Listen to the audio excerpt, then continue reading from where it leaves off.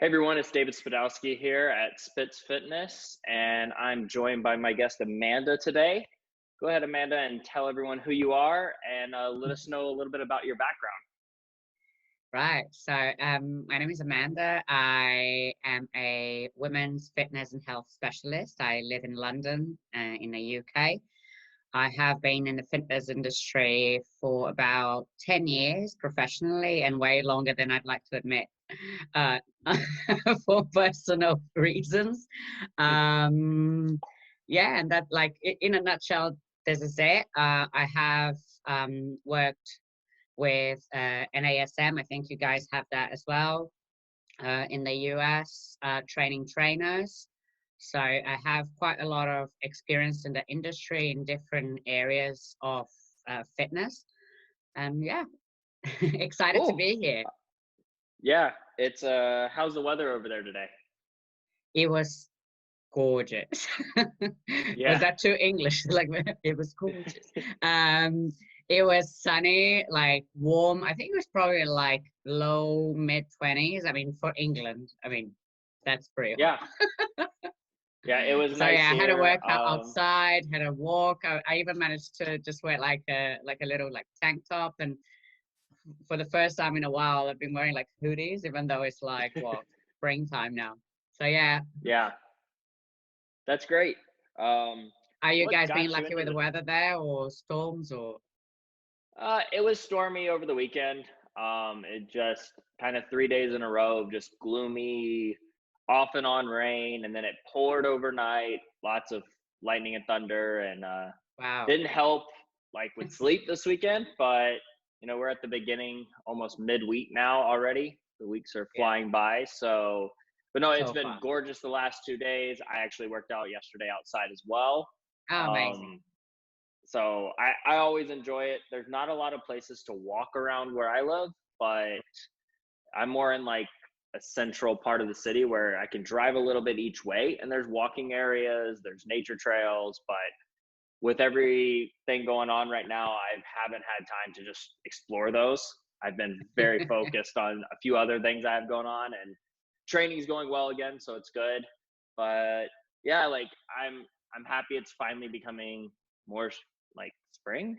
Like Yeah. it's we had a lot of rain for a while, and then it cold and hot, cold and hot. So it's nice now. So what got you into the fitness industry? Like what drove you to decide to be a trainer?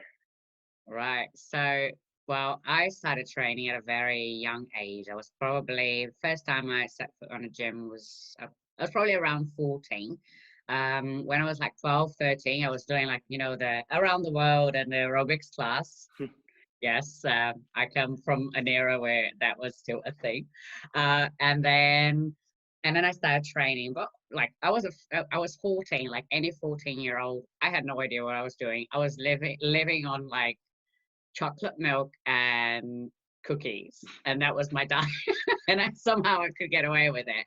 But so yeah, I was born in Brazil, so up until I was like 18, 19, I lived there.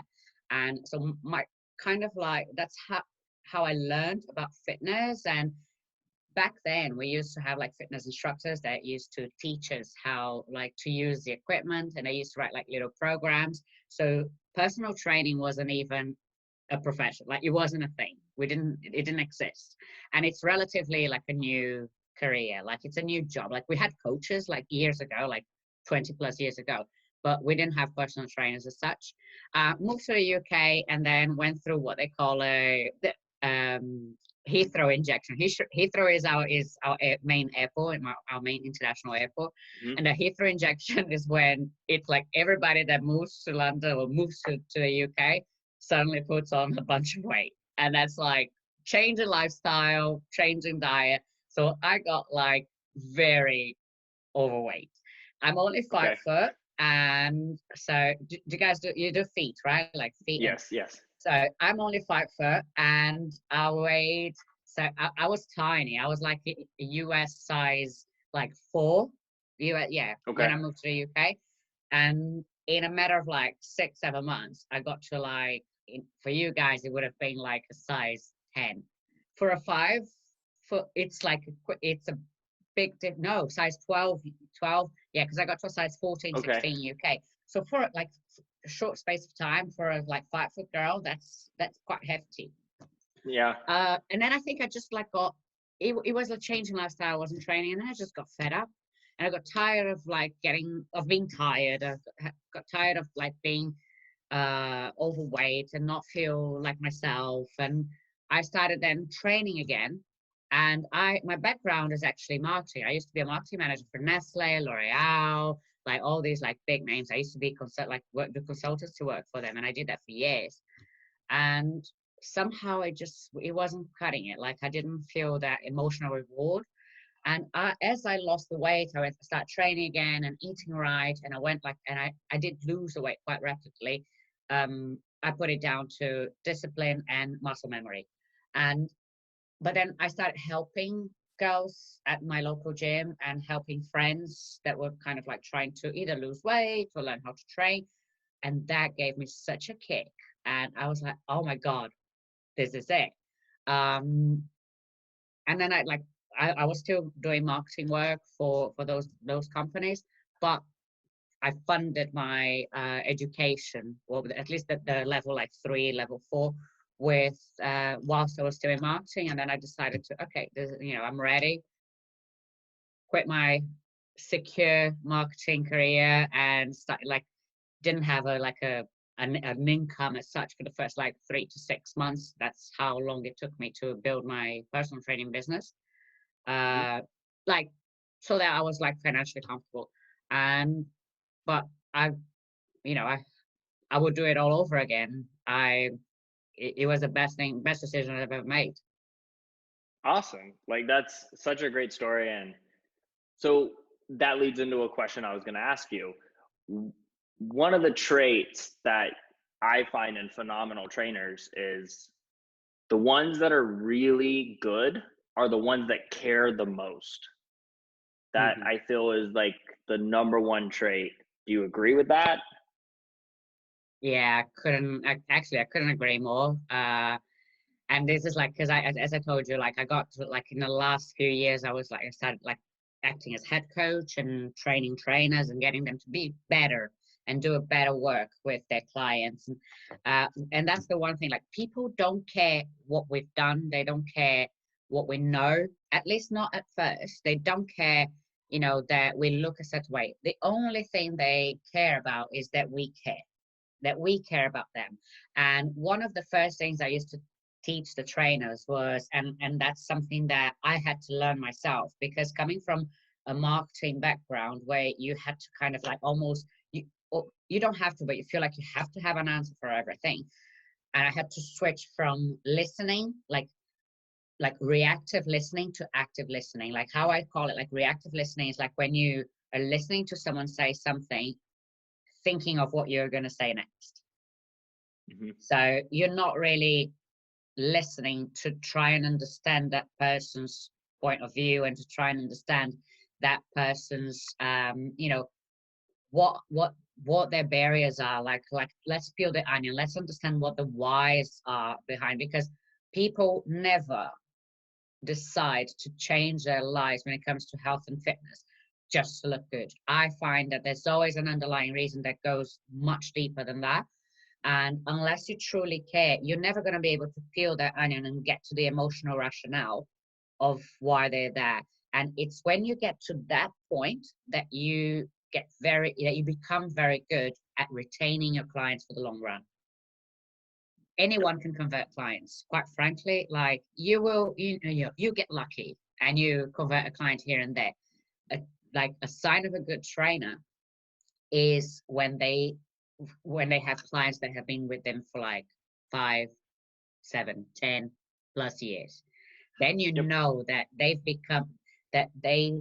they're no longer a luxury, and they've Yeah. become a priority uh, in their clients' lives, and that's huge. And you can't get to that unless you really care about someone else.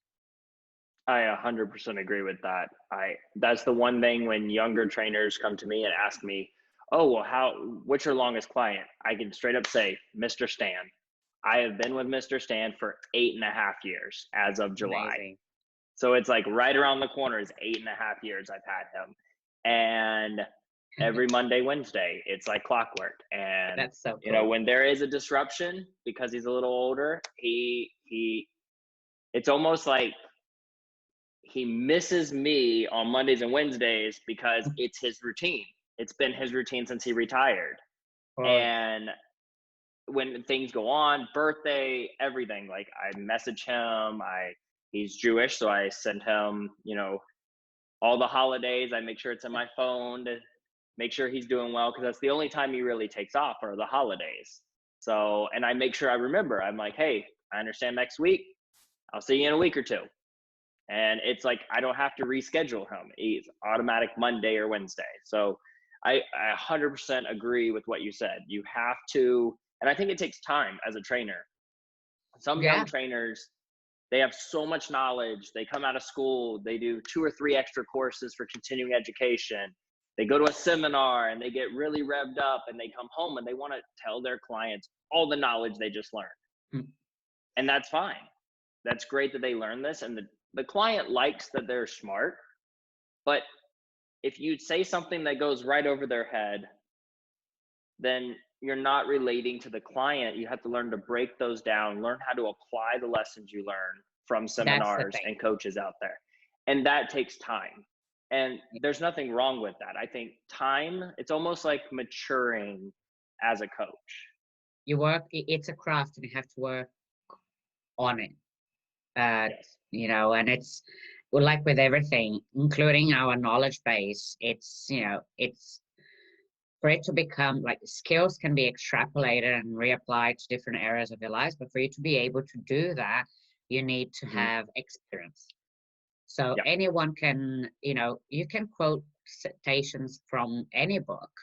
Now, can you apply that to a client in real life, hands-on? And I think that takes like real, true intelligence and curiosity. If you're not curious to see what else is out there, you know, you're going to stagnate. And I think a lot of these trainers, like you said, they, yes, they come with all this knowledge. They want to prove, because that's like, obviously they have a lot of insecurities. They knew in the industry, like I did when, you know, I started become a trainer back then. You want to show, you want to prove to people that you can make a difference without having any history or any like testimony or client. You know, you don't have any of that, which, you know, you wouldn't anyway, regardless of how good you are.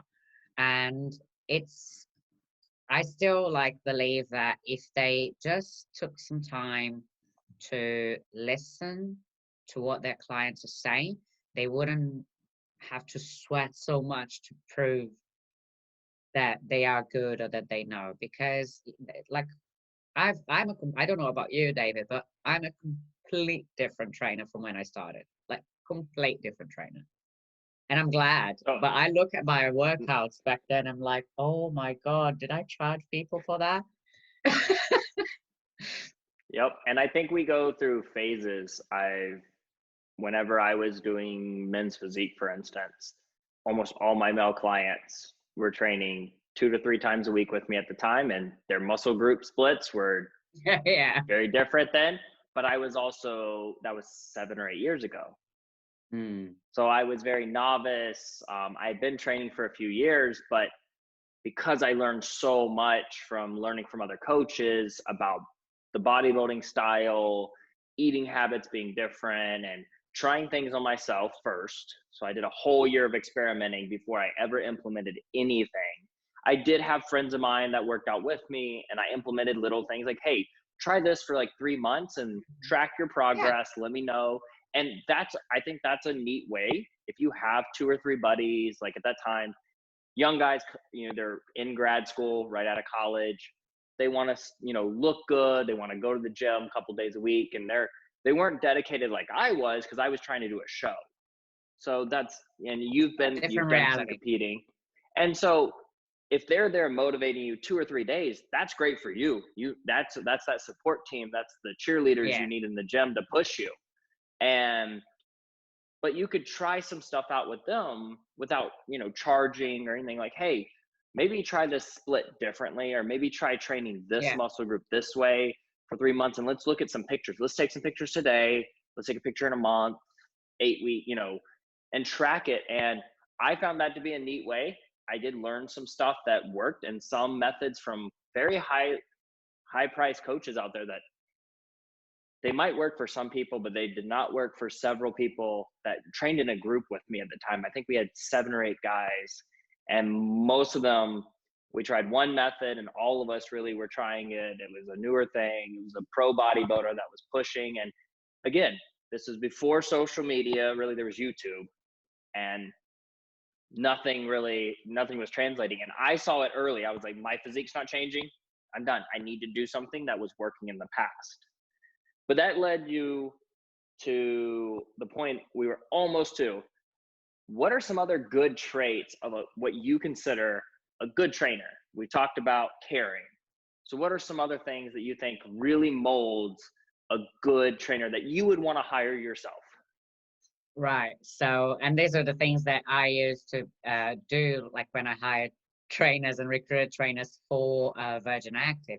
And one of the other things that I used to do as well, which will help me answer this question, is I was one of the assessors of master trainers for the UK.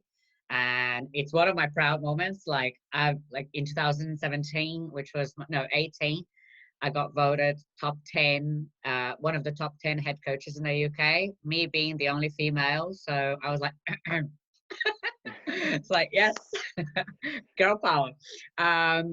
But and this is the thing, like, so when I did my my assessment to become a master trainer, I've always been like very thorough, and I knew what were the kind of quantifiables that they were going to assess me on.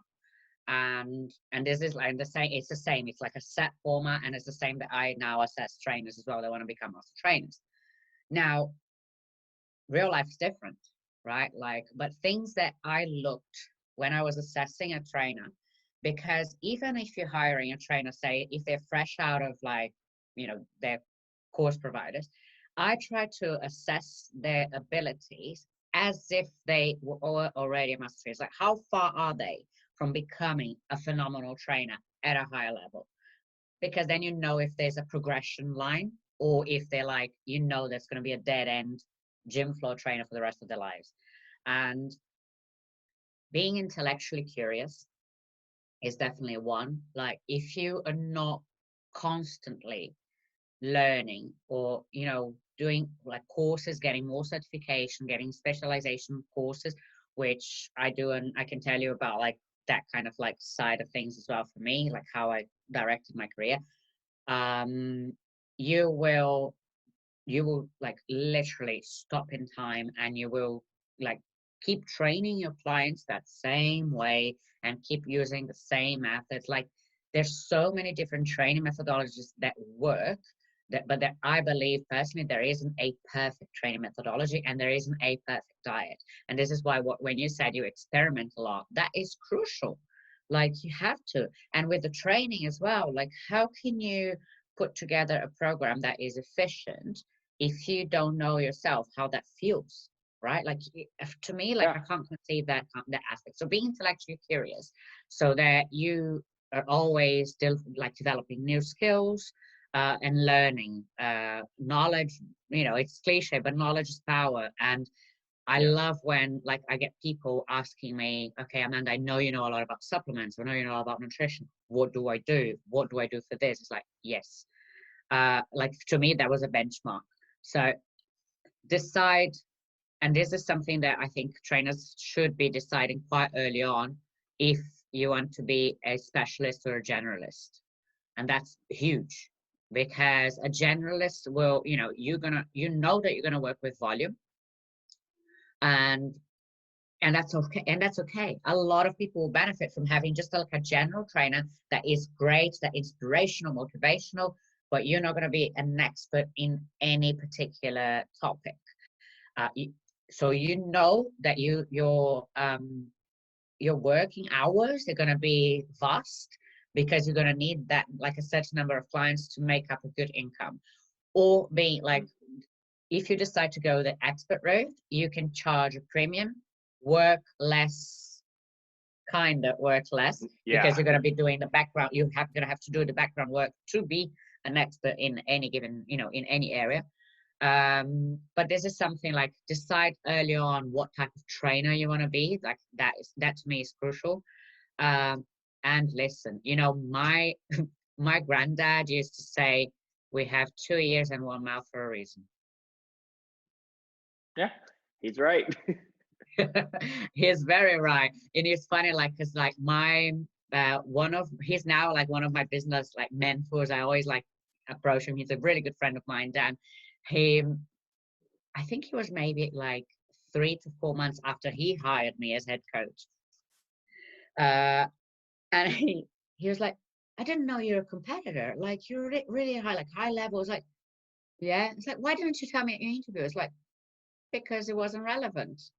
It was absolutely like it had no relevance to my to me applying to be like to become a head coach or to become a trainer's trainer." So, and I think that's why I can connect with people pretty quickly, because I listen more than I speak. So I think that is a really good trait, especially if you're trying to get better at closing a client. Um, and work on your craft, i.e., practice what you preach. If you're not like, Yeah. I know a lot of trainers going to go up. Nah, if you're not on the gym floor experimenting, training, I don't care if you do Pilates or yoga, train. Get your body, connect with your body, get to know how things feel, and work on your strengths. When it comes to fitness, I am completely against of like go outside your comfort zone when it comes to training your clients. Because if you're gonna look at like, for instance, let's say what you do is so specific, right? Like especially like all the creative adaptations that you have with the equipment that you use. Like it's like me copying a couple of your exercises and doing it with my clients. I don't know why you're doing certain things, Yeah. right? So it's Like, like it becomes a bit of like smoking mirrors, and just nothing new, and you're just literally copying, and your clients won't benefit to it because you don't understand the reason why another trainer might be doing a particular movement or a particular like combination. So I think work on your strengths. If you're really good at whatever, like mobility, work on it. Like use that as your USP. So I think, yeah, those. yeah. No, I agree. And what you were saying is, I have seen newer trainers, I would say younger, they're not, they're new to the actual, like, this is their full-time job. It's not a part-time job anymore. They're going full-time as a trainer. They're taking a risk and they're jumping in. The one thing I get is, "Hey, love the workout you posted the other day. Like, I'm going to try it out." That's fine. That's awesome. Ask some questions. Give me feedback. Tell me how you felt. "Hey, man, I love your workout the other day. I'm going to try it with my clients this week." That's a no-no, in my opinion, Yeah, because there are people that are in great, phenomenal shape. Genetics are as close to perfect. Don't really have to work out. They have abs. They're lean. They can eat pizza.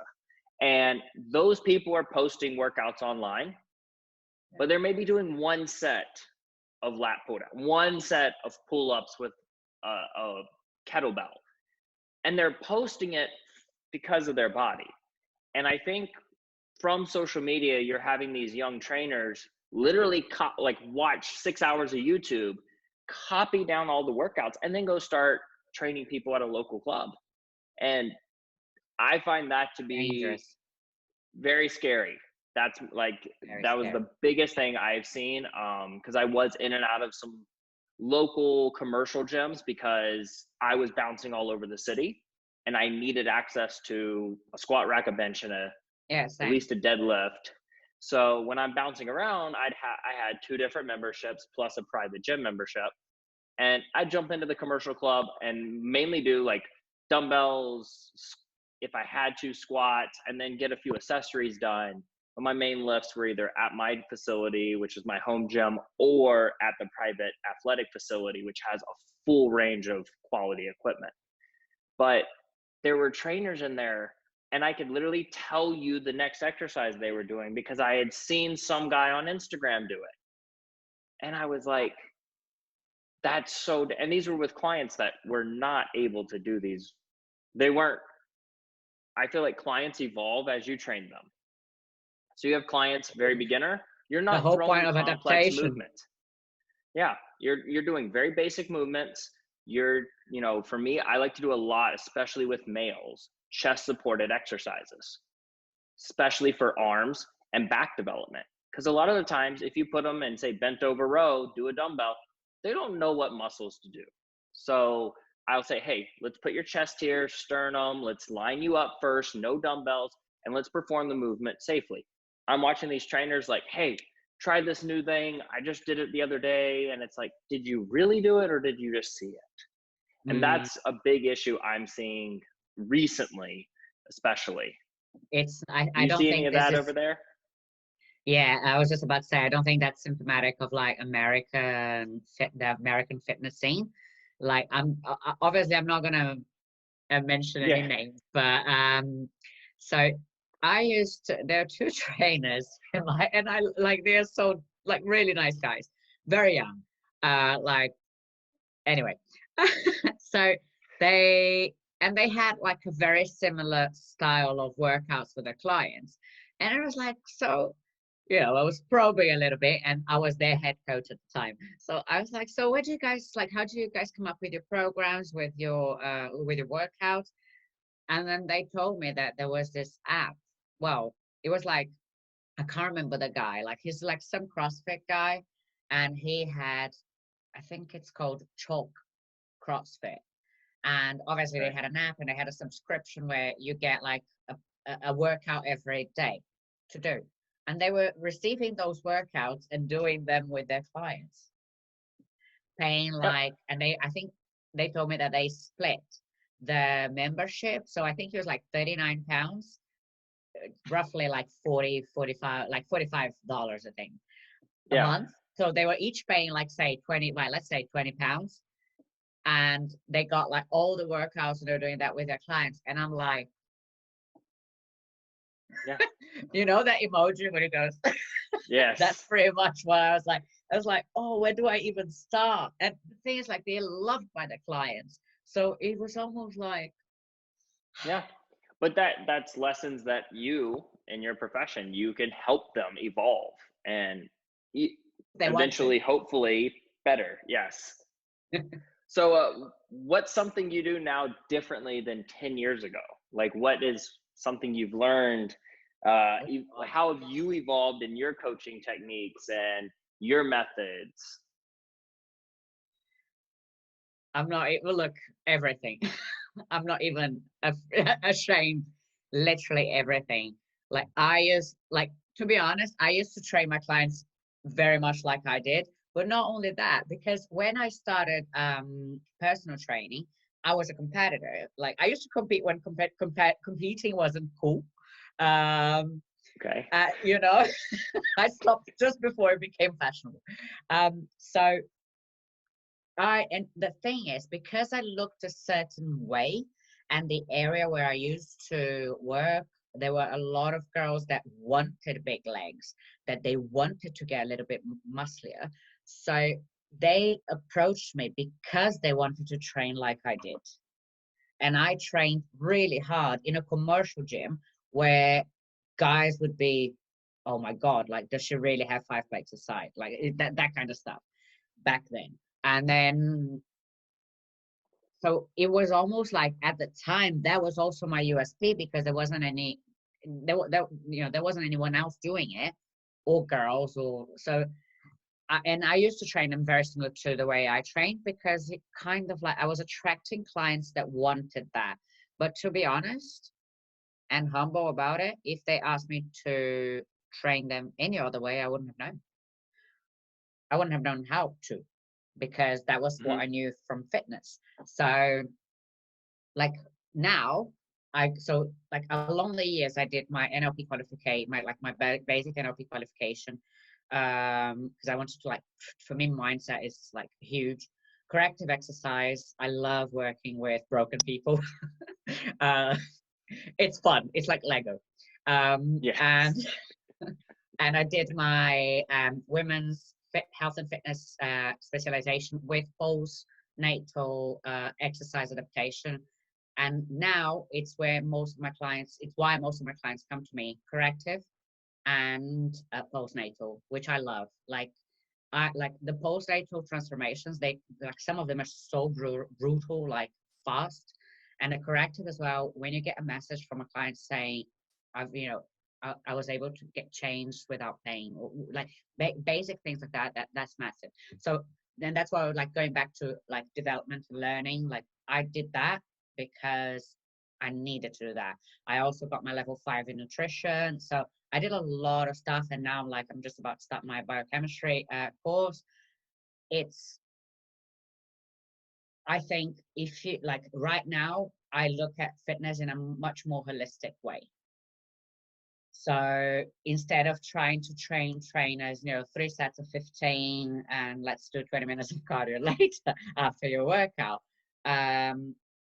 I test things a lot more. Definitely don't train them how I train myself, like at all. And I do a lot more of the base layer work, which is the boring stuff, which is the stuff that Yeah. trainers like, they just like to, which I hate that expression, like smash clients. Anyone can smash anyone. You don't need to be a trainer, right? Like that is not a trait of a good trainer. Like if you're going to work, if you're looking for a personal trainer or for a coach because that's what you want, you might as well get the meathead on your gym floor and Yep. he'll be able to do exactly the same for free. Yep. I 100% So agree. I have clients come to me and they're like, "Oh, I hired this guy and I was so sore I didn't walk for 3 days, and then like the next week I was still like feeling this, and I told him but like we did harder." And I'm like, "And how were you at the end of your package or whatever?" And they said, yeah, "Well, I'm here with you now yeah, because I didn't I was just sore all the time, yeah, and my nutrition, like, you know, I hear coaches, let's just take a calorie, like, don't even worry about what you're doing now." I won't work with the client until if they say, "Hey, I've never tracked anything." Cool. Don't change your diet, track for 2 weeks. I need to know where you're at. I need to know what 100%. your lifestyle is like. Because if you come to me and you're like, you might only be eating, I had a girl come to me last year and bless her heart, sweetest little girl. She just, I can't put on weight. No problem. Like let's figure out track your food for 2 weeks. Taught her how to do MyFitnessPal. I taught her how to weigh Yeah, food. I gave her my extra scale. She came and did some workouts, and it was mainly assessing workouts, nothing too strenuous. I taught her basic squats, like box squat first with no yeah, weight. Then, let's move the box. Let's just slowly but surely, because she had never worked out. And I was like, okay, starting from square one. When she came to me and sent me her MyFitnessPal, I looked at it and I said, "How are you only eating 500 calories a day? How?" And I was like, I've never had someone come to me that underate that much. And I looked at it, 5 grams of protein in the whole day, 5 grams. And I was like, we can't just throw you into a lot of food. We need to. And it was gradually. 500 for 6 days in a row with different foods Yeah, and some yes, vegetables, but like, it was like I ate broccoli and I was full. And I said, well, because you're so small, your stomach and all. And so little by little, yeah, that girl ended up, I trained her for 4 months and she got a job offer out of state. I went online and I researched a new coach for her. And I actually emailed coaches, reached out to them, contacted them, said I will be happy to share all of my training log with her, all of my diet coaching. And I finally actually found a nutrition girl separate. And then she went, and that girl had trainers. And she eventually got into, what I did is a remote coaching. So I gave her online coaching program. She would try to film. She was in a commercial gym and they didn't like cameras. So she tried to film a little bit. And then, but after 3 months, she's like, "Oh, I met this guy at the gym. He's sounds just like you, like very similar mindset." I said, try them out. Don't worry about me. I Yeah. think you should try the client, because she fed off of, you have to be there on Monday at 1 o'clock for your session. You have to be there Wednesday at 1 o'clock for your session.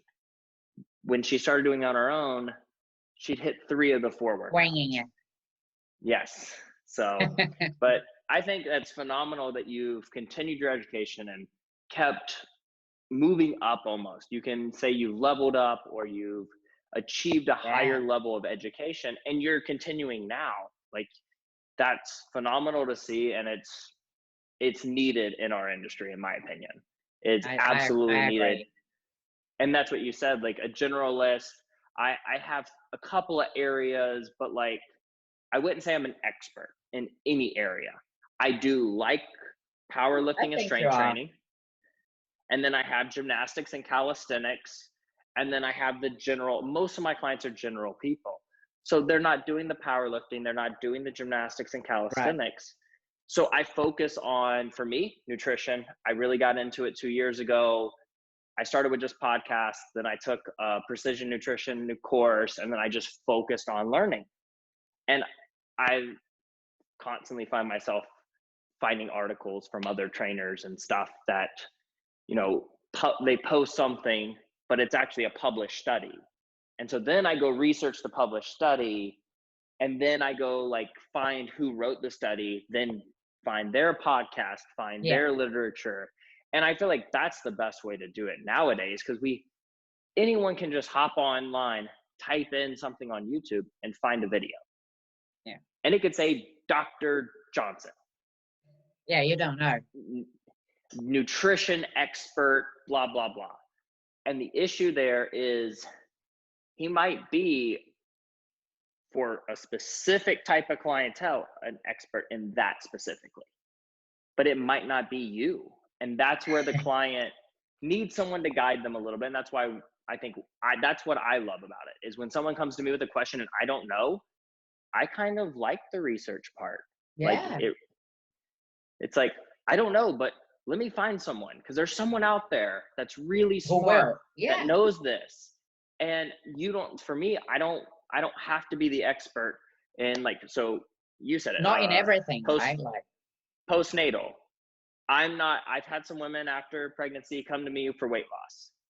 And I had a girl that was a dietitian, and she did postpartum and all that. I was like, here, do her diet. Like, you do a consult with her and figure it out, because I'm not an expert in this. I'm going to help her, tracking, and I'll give her the tools, but you are the puppeteer. You're the one that's controlling what she should be eating, what vitamins. Should she go get some blood work done to make sure, because they're going to the doctor regularly anyway.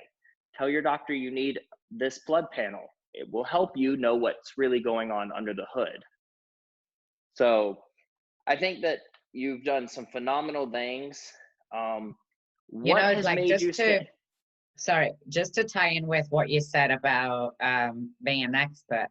I'm trying to, like, my hardest here to remember who said it. It was definitely at a podcast, maybe at my last podcast. I can't remember, to be honest.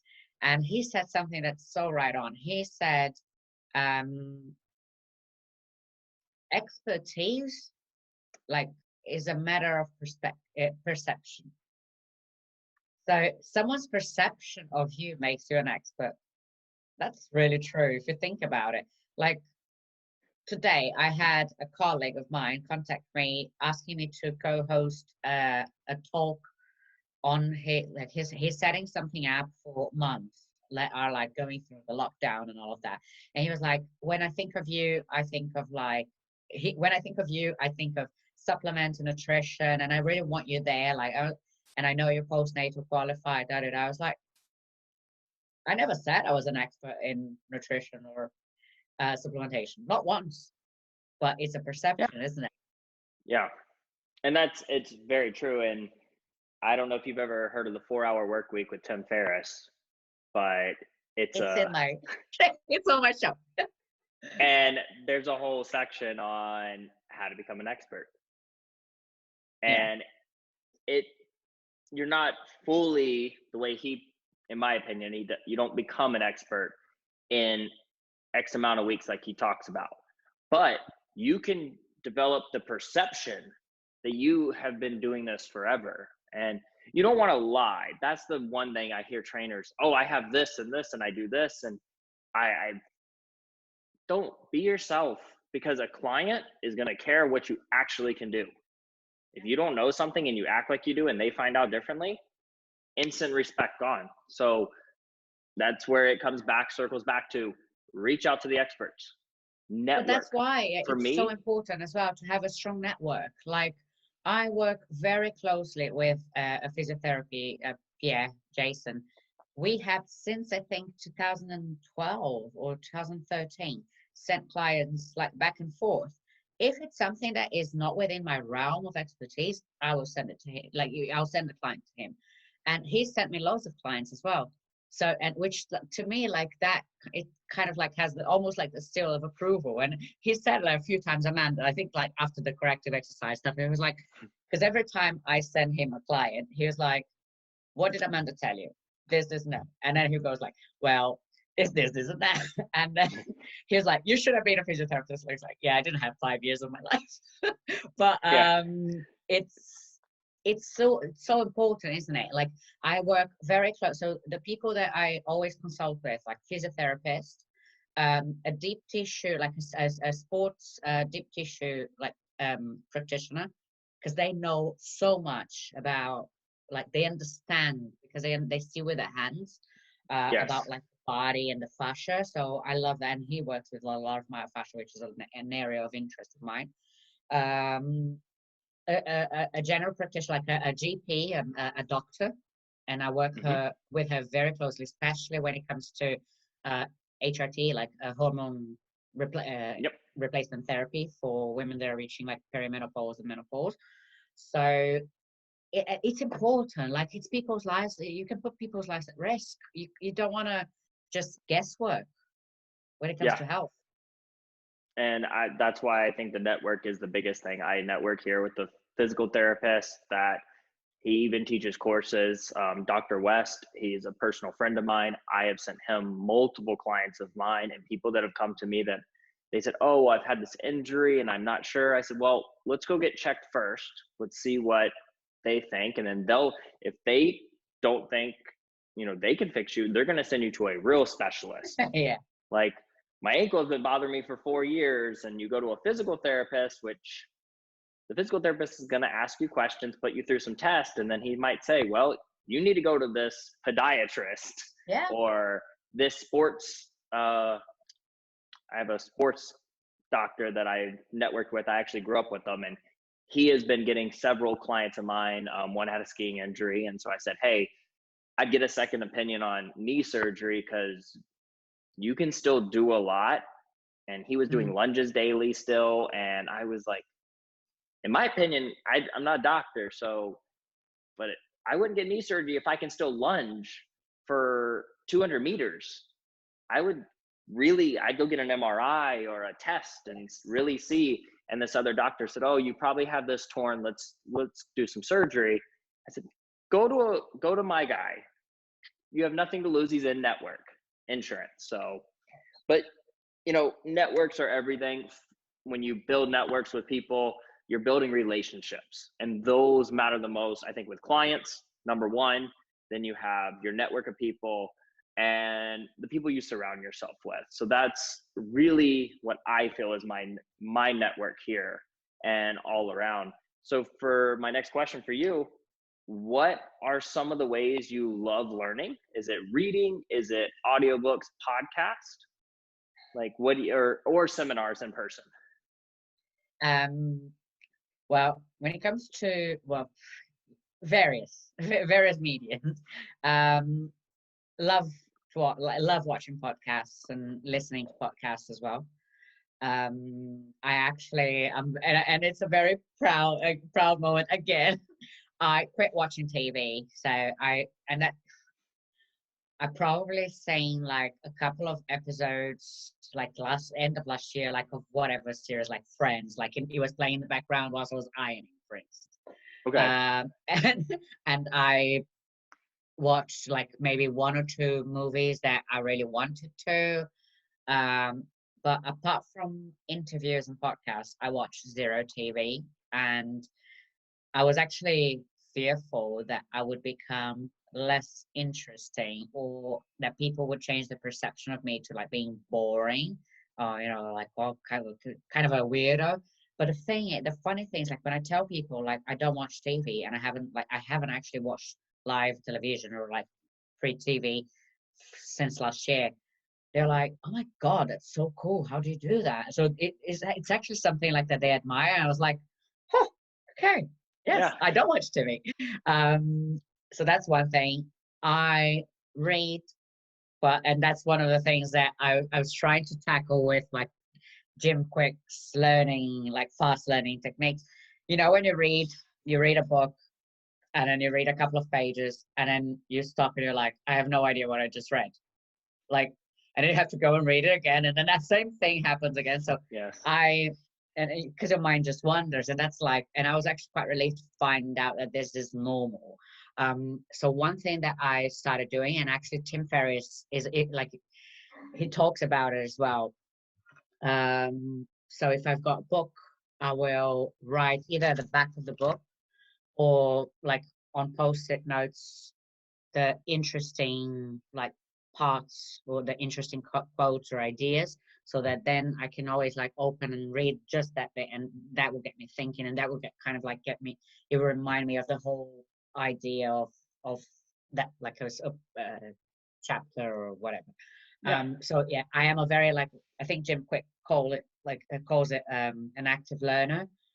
I need to write things down. And I do that with my programs as well. And I know it's very laborious, but I write my programs like on a notebook, and then I go and type it. And the quality, when I try to go straight onto the laptop and just type it there, the quality of the program is completely different. It drops. Like, it's almost like my creativity becomes scarce. It's just how I think I do things. Like, even like things like that. My board, like I've got 3 boards, like I'm the crazy board lady. Post-its, like everywhere, because I remember things like boom, boom, boom. So I Yep. love that, but I am definitely visual. Like if I'm gonna, I actually reposted like a little video on like how to look like why diets don't work, and I don't personally believe in calories in, calories out. I think that's a very old-fashioned concept. It doesn't work uh, for most people. But when I prepared that talk, like I literally wrote everything down as if like I was reading it for the first time. Then I made notes on my notes. So definitely, like, I'm an active learner. I need to like be engaged physically almost with what I'm doing. I think some people, maybe it's like a little bit of like kinesiology, like how you have to do things whilst you not just like listen. Or Yeah. so. What about you? Sorry, I know you're interviewing me, but Um, I'm curious now. so when I do have time, I do prefer to be hands on. So I do like seminars. I have not, in the last 2 years, I've not been able to. I actually had one signed up for July. I was really excited about because I started a small strength and conditioning for this company for gymnasts, specifically for developmental gymnasts. So 4 years old to about 12-ish for boys and girls.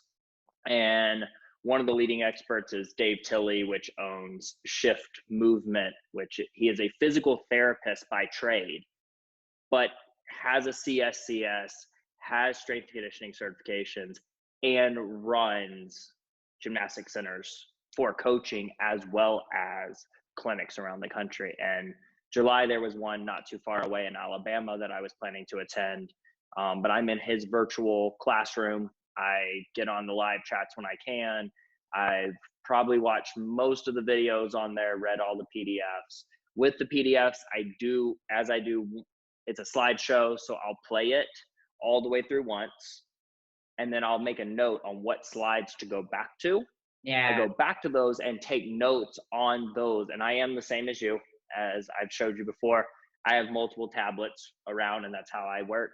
Um, I do take notes on my iPad every now and then, but that's if there's no pen and paper right near me. Yeah. But I'm very with programming. I'm actually really good at talk to text, and then I'll go back and edit the words. Wow. So I'll be in my gym and I'll be working on a client's program and I'll just talk to text and it'll go through all that. And then I'll say, okay, well, this is how he's been training. This is how it's working. He needs to do this many sets, this many reps. And then we need to see how long at a hold here. And then all of that, it's great to have the plan, but I do find myself auto regulating based on how they feel that day.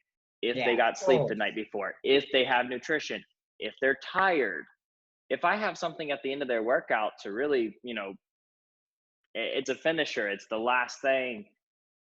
If it's not there, it's not there. Like, you don't push something like that, because I'm a big limit all risk of injury, focus on what is Correct. there that day.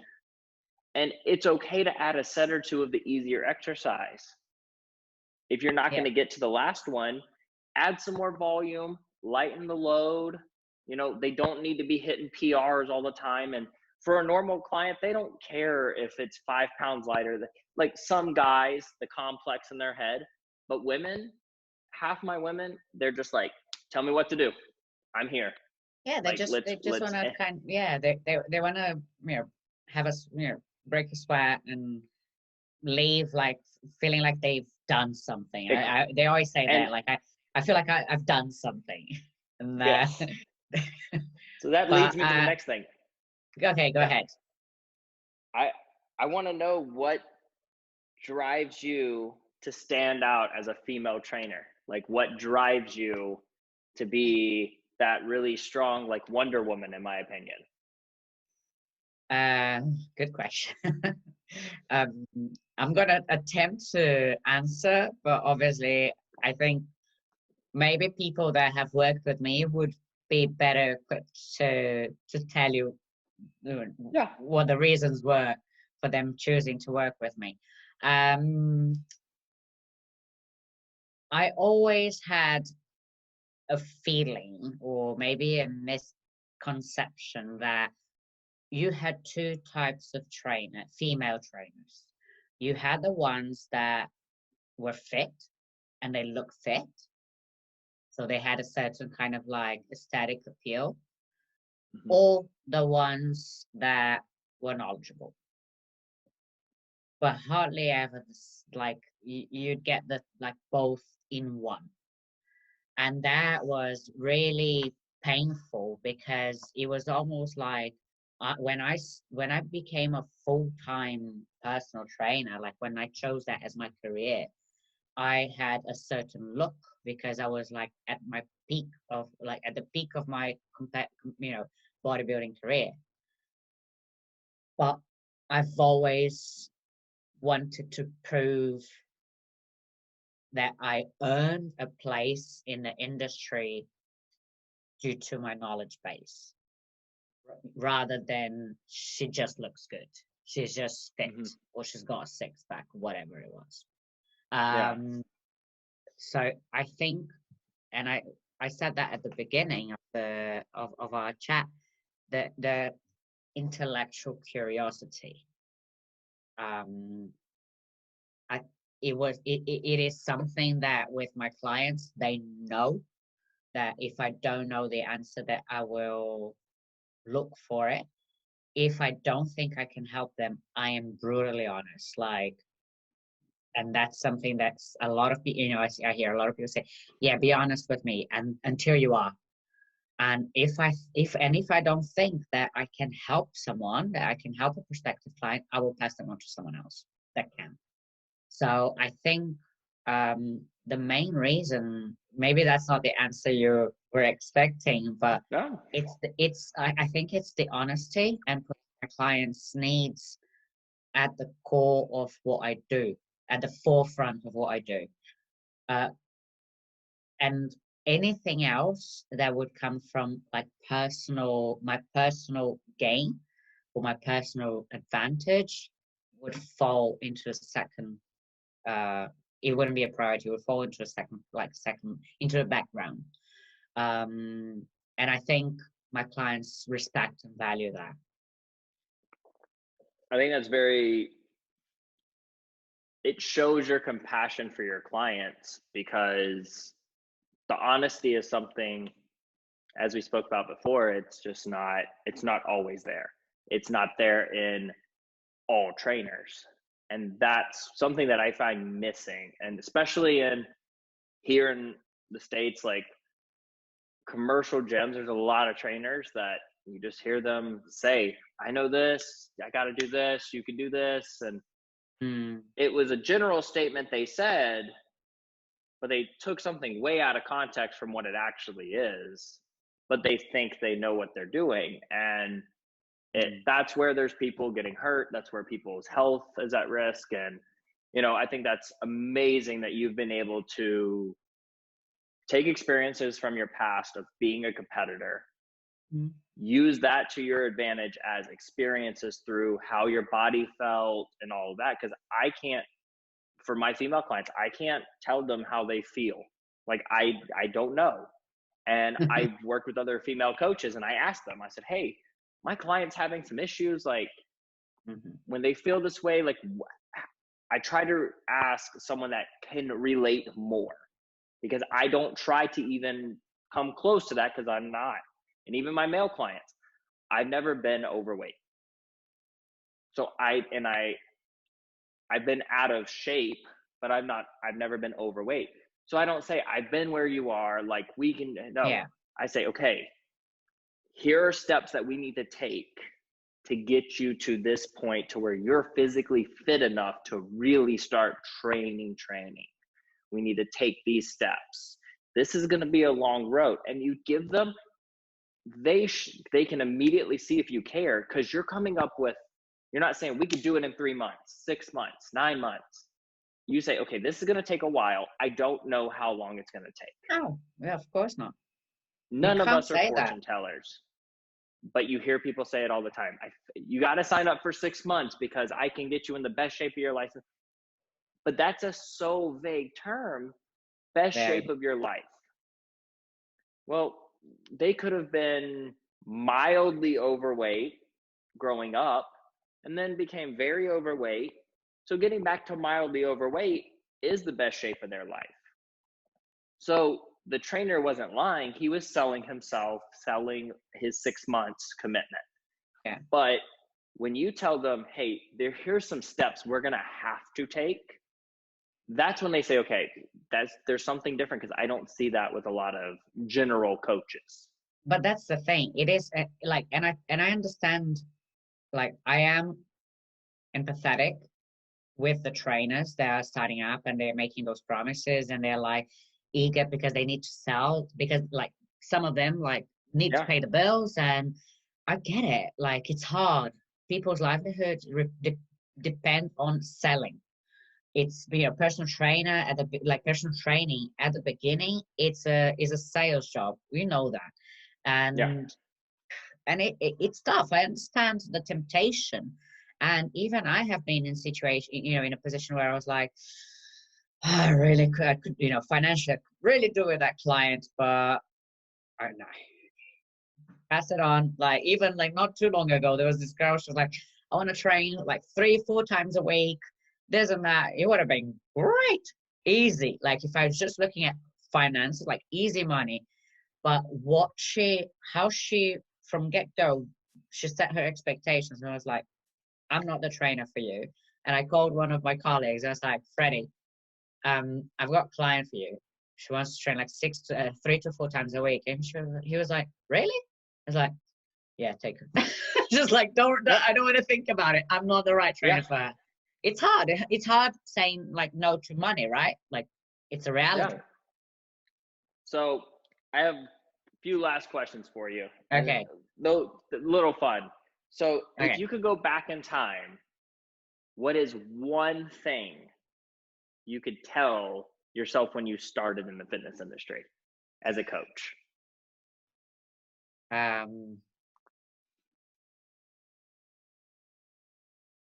Don't underestimate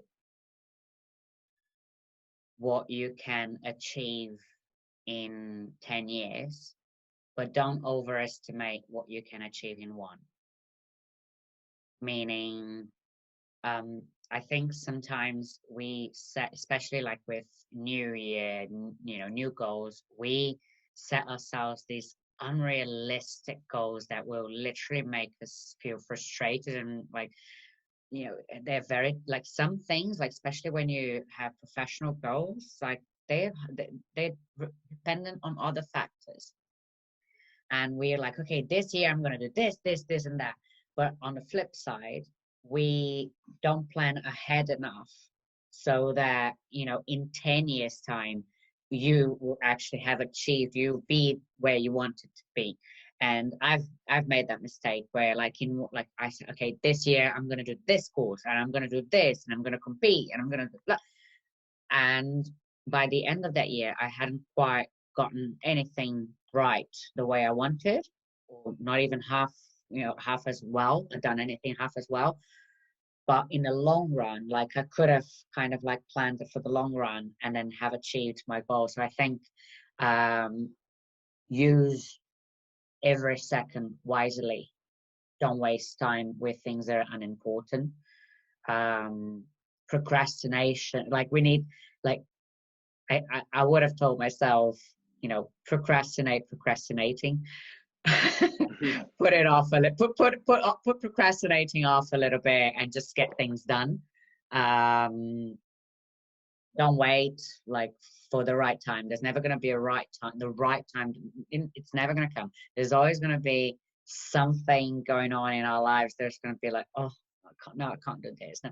So yeah, I think in terms of like use the time wisely and plan ahead. Awesome. I think that's great for any new trainer to think about. So the last one is really fun for me. Okay. What is the coolest or craziest thing you have ever done for a client? For a client? Yes. Oh my God, hold on. Coolest or craziest thing? I've done like not like that. That's not cool. It's just like something that I like doing when I'm getting brides ready for their wedding. Usually like their last like dress fitting, I come with them. So I book like flights and just like, okay, when is your last dress fitting? Where is it? Okay, fine, let's go. We're going to Ireland. Like, and I've done like things so like cool. that. Yeah, and then but then some of the photos that I have of them with their final shape in their wedding dress, as opposed to the photos that they used to send me, like through WhatsApp or whatever, like with a face, with a face like I'm not happy with this, and then they just like come alive. So that's really cool. What else? Oh God, I used to prep bikini girls, right? And I can't believe it now I'm remembering all of this. And with my girls, I used to literally look after every single aspect of their prep, not just food, supplements, training. I remember the night before their show, or the day before the show when they were carving up. I went to one of them, like I carved up on like a burger, the other one I carved up on just fries. So I literally bought all the foods for all my athletes, and I went like Santa, like each of their clients, like delivering the food because I didn't want them to go crazy with the carb up. I wanted to know exactly what they were eating. So I delivered the food. I painted in places that a coach should have never seen, like with the roller. So I painted them like hands on. I painted all my clients. Oh man. Yeah, and like I did like all the like water loading. I brought the dry white wine to dry them up like the night before. I had a glass with them. The last one actually because I was driving. So, but like things like that. Like yeah. Lots of like little things that I think we do for our clients, and going to their competition, driving them there, like all sorts. The things that in reality, we do because we care. That's the difference. I know coaches that they prep a person, good luck at your show, like send me some pictures, I'll text you the differences. Like I think it's awesome that the wedding thing actually is the best, because I actually have a bride in prep that was supposed to be married in 2 weeks. I have And with one everything too. going on, she's got a whole nother year. And so I'm like, just think, like the first week she was devastated. I said, just think how awesome you're going to look next year. Your dress Yeah. is going to have to change so much. And immediately the smile came back. Like you could tell. And I've also been prepping her husband to be, and not going to lie, he could compete in the Masters like men's physique right now. He had Awesome. never tracked food in his life, never even knew what a macro was, nothing. And I did very basics, and all of a sudden, this guy started, like, all the body fat went away, and then all of a sudden, he started training the way he's supposed to. Nice. And it's been a phenomenal transformation for both of them, because I've seen them both grow. And so it's a super neat experience. It's for my first time doing a husband and wife, and he lives in Texas, she lives here. Oh, wow. And it's like super neat. And so it's awesome what you said, because I'm like, I could not see my client being like, hey, come to my dress fitting. Not Yeah. me. But she will be smiling and sending me a picture at the end. I'm sure she will. It's one of the perks of being a female trainer. Yeah, I would say that's something out of my realm. Maybe I can go take the guys out, for a burger or something, the week of the wedding or something when he's in town. So he might invite you to his stag. Yeah. So thank you so much for your time. Please let everyone know how they can get in touch with you. Right. So I'm going to be launching my website very soon. So I'll update all of you with the details. But best place to find me is Instagram. So it's Amanda Lau Fit, or Twitter. So you can find me on Twitter as well. I am Amanda Lau. So yeah, these are the two best places. If you guys need any help, like I only train women. So if you need, if there are any men that need any support, I will potentially be passing them on to, well, if it's one-on-one training, to a trusted colleague here in the UK. If it's online, I'll probably be passing him on to David here. But yeah, with the ladies, I'll look after you. Perfect. And again, everyone, I'll be putting all of her information in the description below. Thank you so much for your time today. It has been great chatting with you and learning so much about you today. So I hope you have a great rest of your day. And I look forward to talking to you again soon. All right. See ya. Bye.